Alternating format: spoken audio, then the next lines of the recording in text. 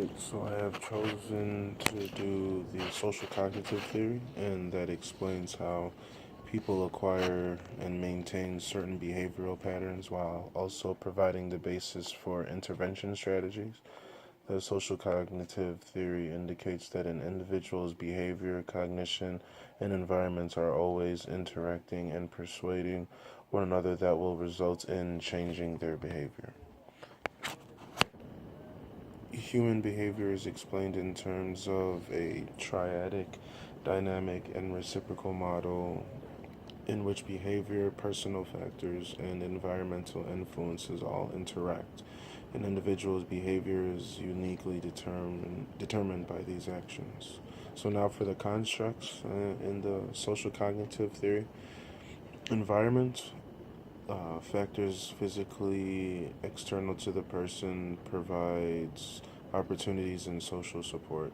Situation, perception of the environment, correct misperceptions, and promote healthy forms. Behavioral capability, knowledge and skill to perform a given behavior, promote mastery, learning through skills training. Expectations, anticipatory outcomes of a behavior, model positive outcomes of helpful behavior. Expectancies, the values that the person places on a given outcome. Incentives, present outcomes of change that have functional meaning. Self control, personal regulation of a goal directed behavior or performance. Provide opportunities for self monitoring, goal setting, problem solving, and self reward. Observational learning, behavioral acquisition that occurs by watching the actions and outcomes of others' behavior, include credible role models of the targeted behavior. Reinforcements, responses to a person's behavior that increase or decrease the likelihood of reoccurrence. Promotes initiated rewards and incentives.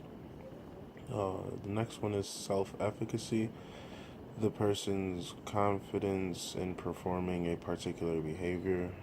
The approach behavioral change in small steps to ensure success. Emotional coping responses, strategies or tactics that are used by a person to deal with emotional stimuli, provide training in problem solving and stress management.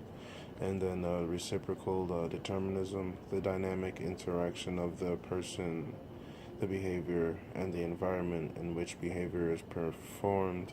Consider multiple avenues to behavioral change, including environmental, skill, and personal change. So, for the article that I chose the article titled Using the Social Cognitive Theory to Understand Physical Activity Among Dialysis Patients by Megan S. Patterson, Renee Umstead, Meyer, Alexander Bogine, and Rodney Bowden.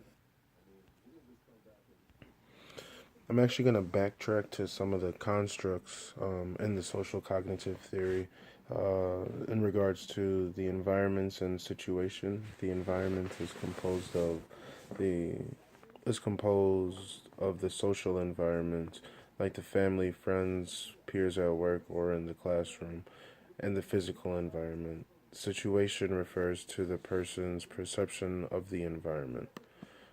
Next, for observational learning, that occurs when a person watches other people's behaviors and the reinforcements associated with those behaviors. Behavioral capability, if a person is to perform a behavior, he or she must know what the behavior is and have the skills to perform it. Reinforcements are applied to reward positive behaviors and sanction negative behaviors. Direct reinforcement, self reinforcement, and vicarious reinforcement are just some of the examples of reinforcement. Outcome expectations, a person learns that certain outcomes occur in a given situation and expects them to occur when that situation presents itself again. Self-efficacy, the most important prerequisite for behavior change, the confidence a person feels about performing a particular activity. Self-control, the key is the ability of the individual to engage in behavior to achieve a goal. So now to get back to the article. So there was a quote in the article, and it states, these constructs, self-efficacy, outcome expectations, and self-regulation are all empirically supported as correlates and slash or predictors of physical activity behaviors among the healthy populations and populations of people diagnosed with various chronic diseases, suggesting that the stronger these constructs are, the greater the likelihood an individual will engage in physical activity. So, within this article, self-efficacy and self-regulation seem to be the most important constructs. For self-efficacy, I said that one because it is very important for a person to have confidence about a particular activity, and in regards to these patients with that are on dialysis, they should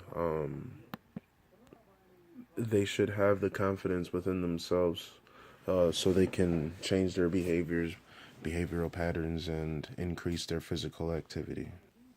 And then self-regulation as well. That's very important so that the dialysis patients, they can continue to practice the behavior of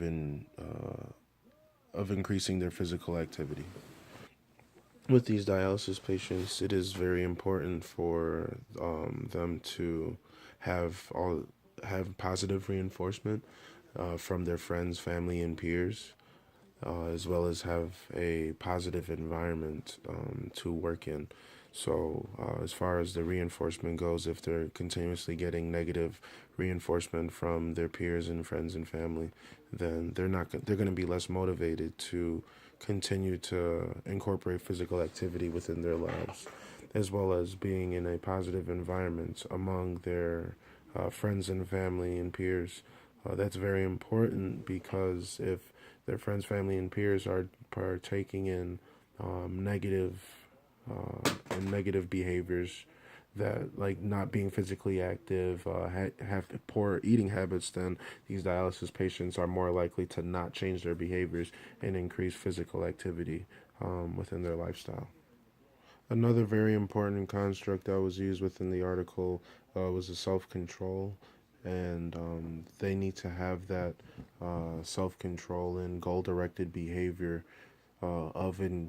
increasing their physical activity, just so they can have more, um, just so they can have more motivation and positive reinforcements among themselves, so they can increase physical activity. And finally, the expectations and expectancies, those are important within this article as well, because they need to expect that they will that their if they increase their physical activity, they will be able to get off dialysis potentially and change their poor habits to a more healthy lifestyle. And with that, that concludes this video.